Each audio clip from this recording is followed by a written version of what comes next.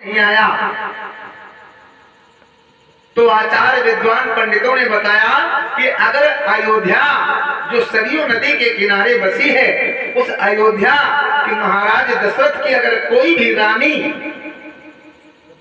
कोई रानी आकर के इस कुएं पर बैठकर स्नान कर ले तो यहाँ का सूखा खत्म हो जाएगा, कुएं में जल आ जाएगा। तो महाराज दशरथ को संदेशा भेजा गया, लेकिन दशरथ जी ने अपनी रानी को ना भेजकर एक धोबिन को भेज दिया।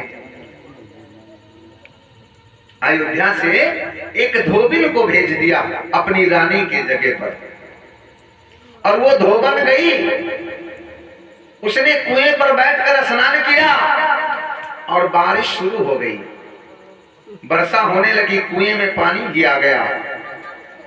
एक कारण यह है, दूसरा कारण यह है कि एक बार जनक जी ने निमंत्रण भेजा था भोजन पाने के लिए, भंडारा था, तो तमाम लोगों ने भोजन किया, हर देश के राजाओं ने भोजन किया। लेकिन पहले महाराज जी जब भंडारा होता था, यज्ञ होती थी, तो उसमें एक घंटा बांधा गया कि जब भंडारा पूरा होगा तो ये घंटा अपने आप बजने लगेगा।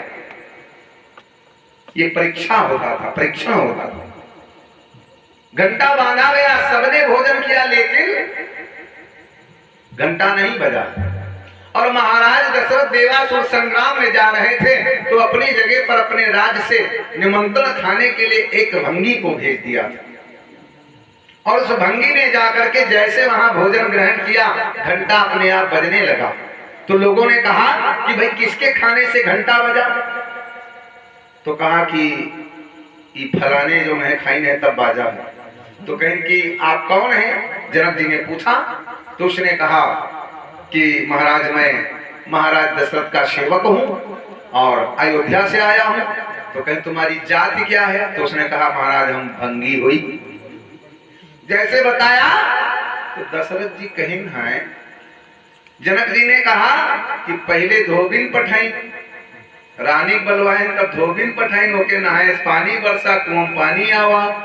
अब की निमंत्रण भेजे भोजन करे के लिए, तब भंगी पठाई, भंगी खाए घंटा बाजा। तो ऐसे सीतक ब्याह निमंत्रण भेजी, पता नहीं भंगी भेजे चमार भेजे तो वो धनुष साथे सीतक भी आओ।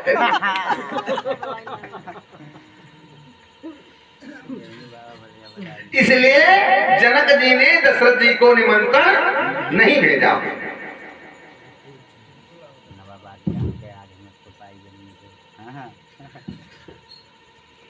तो विवाह का समय आया, सभी राजाओं को मौका दिया गया। बाणासुर जी महाराज आए धनुष की रक्षा के लिए, क्योंकि शंकर जी के परम शिष्य थे, वो भगवान भोलेनाथ के परम शिष्य थे। और बाणासुर जी महाराज धनुष की रक्षा में थे, उसी बीच में रावण का आगमन हो गया।